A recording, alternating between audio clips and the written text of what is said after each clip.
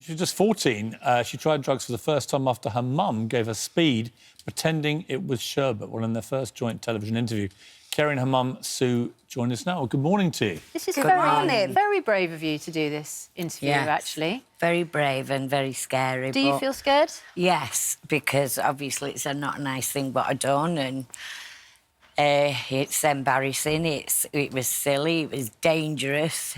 It was unforgivable, but I wasn't in the right frame of mind.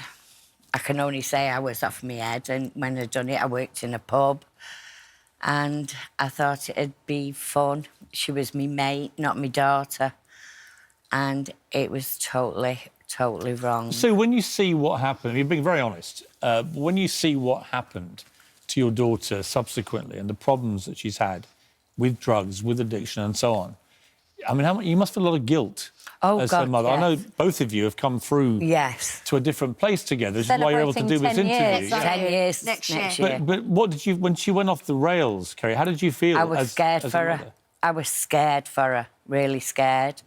And even though I was scared for Kerry, I was still doing drugs myself, so it was... I can't even explain what it was. It was... My mum had a lot of mental health issues as well. My mum had a really, really bad chat. I mean, I'm not defending what my mum did. I could never do that to my children.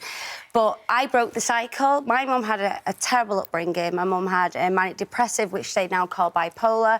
My mum was a self-harmer. My mum was passed around from pillow to post. Again, I'm not defending anything. You know, it's not an excuse, my past, of what I did to Kerry. It's an explanation, perhaps. If anything, it should have taught me not to do it to Kerry, because it was done to me. So you'd have thought I'd have had more sense in not to do it to my daughter. But... Kerry, you've managed to come through very difficult times in your life, right? For people who are watching, many of whom might be going through their own troubles, right? Families, mums, daughters, whatever. In the end, what does it take to actually get through these dark times? Resilience. I don't know what it is with me, but I'm very stubborn as well, and I won't be defeated. And she's a fighter. I think there's something inside of me, and I'll be honest, my mum gave me drugs, and I think if my mum hadn't given me the drugs, I think maybe I would have done it anyway, because of the people I was surrounded by. But when your mother does it, it's all right. Now, I thought it makes you feel as a child, well, it must be OK. Well, that was my thing, yeah. Now, I thought people who didn't do drugs were snobs.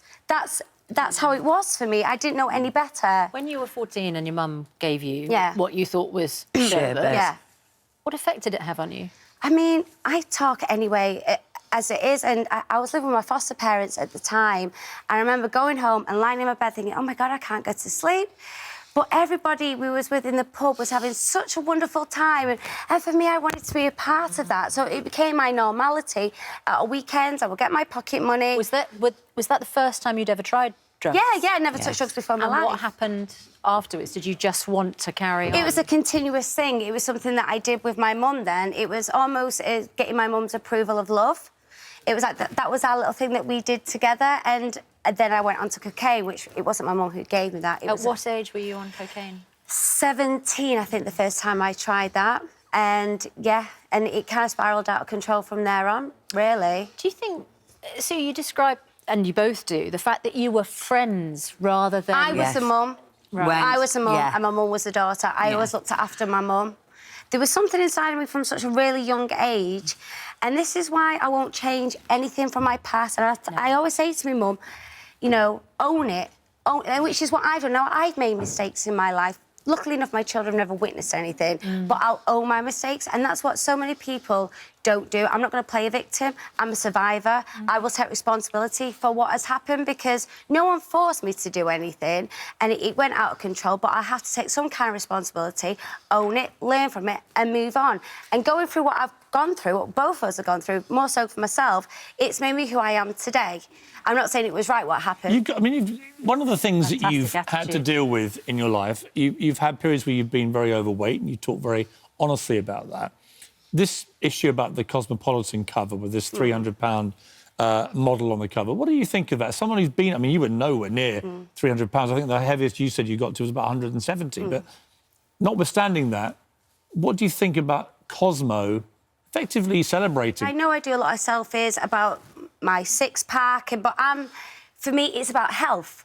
It's not about being skinny, it's about your health. I think she's clearly overweight and it isn't healthy, but I think also embrace it because we're all different. But why should we celebrate something which we all know is unhealthy? I'm not saying celebrate it. Accept it. You keep going on the word celebration. If you embrace something, you're celebrating it. No, I think embrace it and accept people for who they are. Yeah. Some people... I don't mind accepting people for who they are, but when it's the front cover of a magazine read by millions... Is it OK to put on the front cover of a magazine a stick-thin female? No, I don't think it is.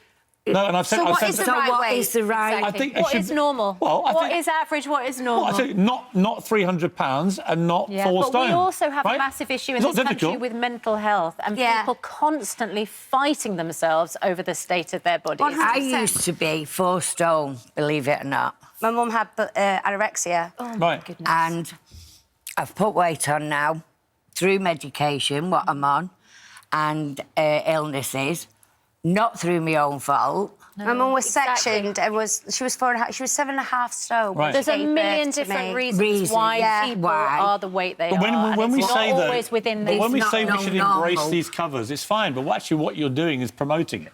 And my argument is, we all know £300 for a 5'3" person is unhealthy. It is dangerous, and we shouldn't be embracing it. We should be saying, no, this is wrong. You're right. We should be 100%. We should be. I'm not fat-shaming that woman. No. I'm saying if you're happy how you look, that's your thing. But don't tell millions of young people that is something to embrace. Thank God you're not telling them that.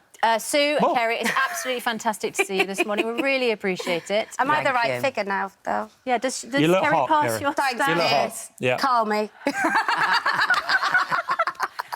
I might need a new wife because my wife's whacked me in the papers today, so and the work wife's no better, so there might be a vacancy. Listen, I'm on my 3rd divorce, babe.